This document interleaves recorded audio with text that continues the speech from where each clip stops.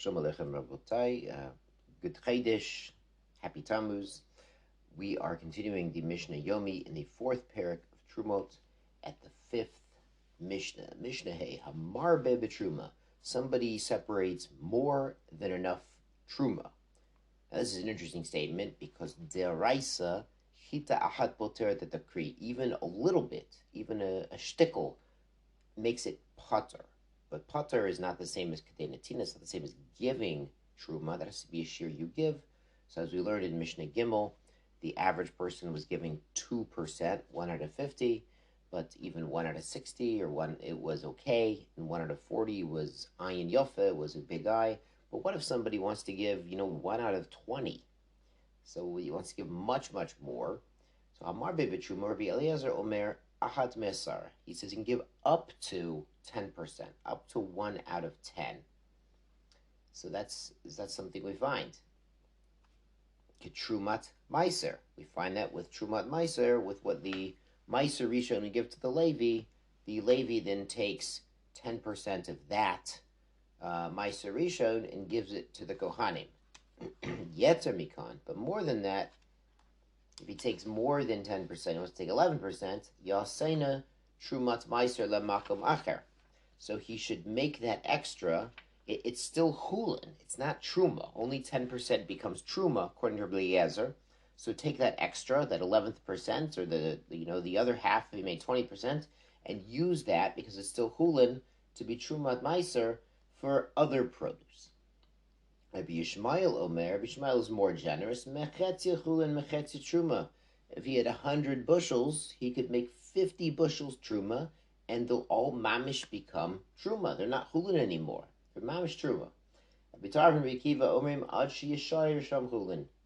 He can take as much as he wants as long as he leaves some chulin. He could take 99% of it as the truma. The Bart Nura here brings a source for Rabbi Yishmael, Reshit Dagoncha, the first of your dagon, of your grain. So which implies, according to Rabbi Yishmael, the Reshit, the truma, should be as much as the dagoncha as your grain. So it's so he says up to half and half. Rabbi Akiva is saying, Rabbi Akiva and Rabbi Tarfon say, as long as there's a little bit of chulin, then you're still separating something from your chulin. So even more, even 99%, and the Ner brings the halachas like Rabbi Akiva and Rabbi Tarfon, and it's interesting because by tzedakah, we don't say quite like this. By tzedakah or by maaser ksofim, by giving of your money, of financial resources, we say a person can give as much as he wants, but he can't make himself destitute. A person can give and give and give, but he has to leave something for himself. So it's a little bit like Rabbi Tarfon and Rabbi Akiva. He has to leave enough to live on. So my bracha for all of us is we should all become millionaires and billionaires, and we should give all the wealth to Torah institutions, but we should keep enough, Baruch Hashem, to live on. Good. So Mishnah Vav, B'shlosha prakim mishari netikul kola. 3 times a year we measure the basket. So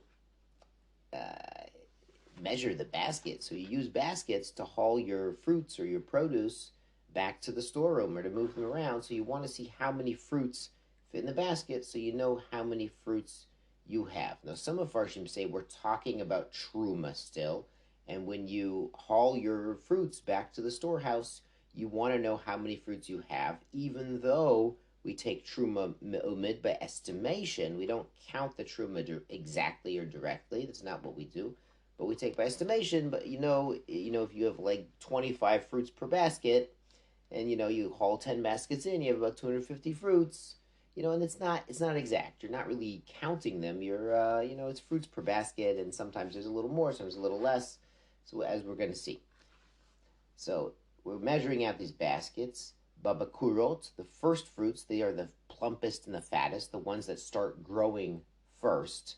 So those ones become the biggest. B'siafot, the ones at the end of the summer, they're a little bit dried, a little bit smaller.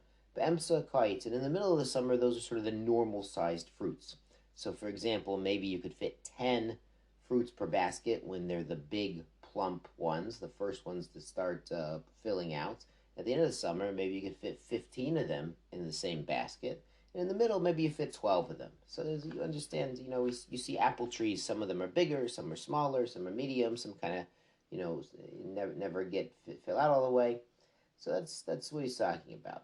Now, Bartanura brings up shot. This is talking about maaser and maaser rishon, and you want to know exactly how much it is, because unlike truma, where you're estimating, by maaser and trumat maaser, we do want it to be exactly 10%. So hamone b'shubach. So if he counts them out, this is praiseworthy. And again, this makes sense with the Bartanura is saying. We're talking about maaser. Hamoded, and if you measure them, you see how big they are. Meshubach memenu. That's even better than counting them, because not all the apples are the same size. Lamashal. Hashoko meshubach mishloshton. But if you weigh them, that's the best way to take the maaser. Here it sounds like we're really talking about maaser. You really want to weigh it. Because weighing, fruits come in different sizes, grains come in different sizes, but if you weigh them, then you eliminate the gaps in the airspace, and you know really exactly how much you're doing, so you could separate maaser by weight. It's also interesting by kazayas. Kazayas, the measurement we have by food to make a bracha, to make a bracha achrona, or to be yotze matzah on Pesach. So kazayas is really, it's a unit of volume.